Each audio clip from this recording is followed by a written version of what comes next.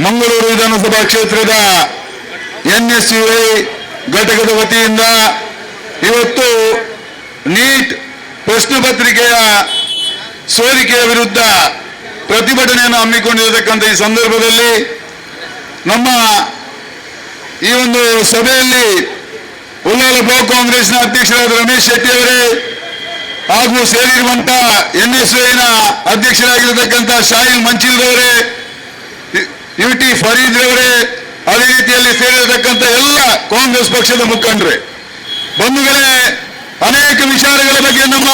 ವಿದ್ಯಾರ್ಥಿ ನಾಯಕರು ಅನೇಕ ವಿಚಾರಗಳನ್ನು ತಿಳಿಸಿದ್ರು. ಆದರೆ ಕಿವಿಗೇರಿದಂತಹ ಕೇಂದ್ರ ಸರ್ಕಾರದ ಪ್ರಧಾನಮಂತ್ರಿ ನರೇಂದ್ರ ಮೋದಿ ಅವರೇ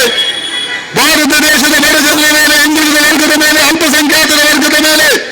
ಎಲ್ಲ ಜನರ ಮೇಲೆ ಕೂಡ ದಬ್ಬಾಳಿಕೆಯನ್ನು ಮಾಡುವ ಮುಖಾಂತರ ಈ ದೇಶದಲ್ಲಿ ಒಂದು ರೀತಿಯ ಭ್ರಷ್ಟಾಚಾರ ಇರುವಂತಹ ಆಡಳಿತವನ್ನು ನೀಡ್ತಾ ಬರ್ತಾ ಇದ್ದೀರ. ನಾನಿವತ್ತು ಕೇಳ್ತಾ ಇದ್ದೇನೆ, ಬಡ ಜನರಿಗೆ ಇವತ್ತು ಗ್ಯಾಸ್ ದರ ಏರಿಸುವ ಮುಖಾಂತರ, ಪೆಟ್ರೋಲ್ ಡೀಸೆಲ್ ದರ ಏರಿಸುವ ಮುಖಾಂತರ, ದಿನ ವಸ್ತುಗಳ ಬೆಲೆಯನ್ನು ಏರಿಸುವ ಮುಖಾಂತರ ಜನಸಾಮಾನ್ಯರಿಗೆ ಅನ್ಯಾಯವನ್ನು ಮಾಡುವುದು ಬಿಟ್ಟು ಇವತ್ತು ತನ್ನ ಬದುಕನ್ನ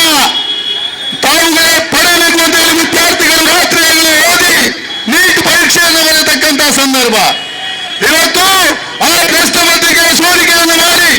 ಇವತ್ತು ಅದೆಷ್ಟೋ ಕೋಟಿ ಕೋಟಿ ವಿದ್ಯಾರ್ಥಿಗಳ ಜೀವನದಲ್ಲಿ ಚೆಲ್ಲಾಟವನ್ನು ಆಡತಕ್ಕಂಥ ಮುಖಾಂತರ ತಾವು ಆಡಳಿತವನ್ನು ಮಾಡ್ತಾ ಇದ್ರಿ. ಧರ್ಮೇಂದ್ರ ಪ್ರಧಾನ್ ಅವರೇ, ನೀವು ಅಲ್ಲಿ ನಿಮ್ಮ ಇಡೀ ಸಂಪುಟದ ಸಚಿವರು, ನೀವು ಅಥವಾ ನಿಮ್ಮ ಭಾರತೀಯ ಜನತಾ ಪಕ್ಷದ ನಾಯಕರಿದ್ದಾರಲ್ಲ,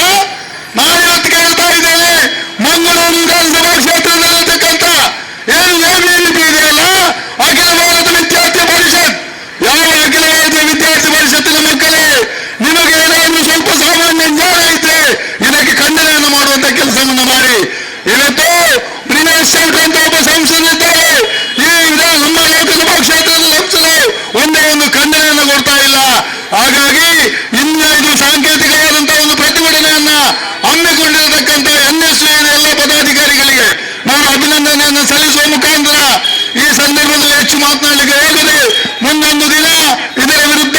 ಇನ್ನೂ ಕೂಡ ತೀವ್ರವಾದಂತಹ ಪ್ರತಿಭಟನೆಯನ್ನು ಮಾಡ್ತೇವೆ ಅನ್ನುವಂಥ ಮಾತನಾಡುವ ಮೂಲಕ ಎಲ್ಲ ಬಂದಿರತಕ್ಕಂಥ ಎಲ್ಲ ನಮ್ಮ ಮಹಿಳಾ ಘಟಕಗಳ ನಾಯಕರುಗಳಿದ್ದಾರೆ,